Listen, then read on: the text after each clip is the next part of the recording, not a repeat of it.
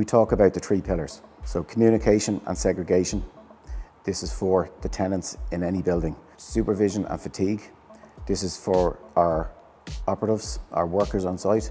They are key to any project. This is to ensure that they don't get fatigued from night after night or from early starts, 5 in the morning to say 8 in the morning of intensive work, that we manage this carefully.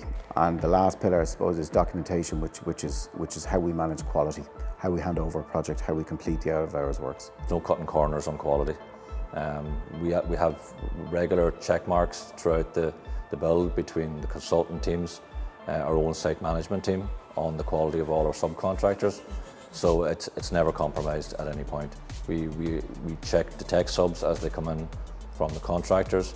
They're all reviewed and approved, and the management on site would be highly involved in checking the install of all materials and all workmanship on site.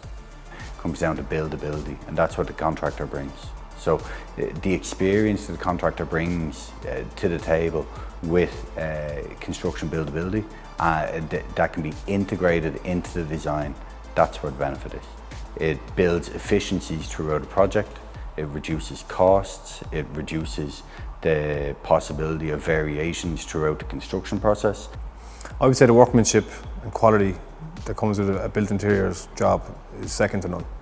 My strategy is to have an early meeting with the entire site team, clearly identify our scope, boundaries, timescales, allowances within the buildings. For example, noisy works mightn't be able to happen until the evenings, night works might have to kick in. We like to identify these early doors and sit down with the client and the potential tenants and landlords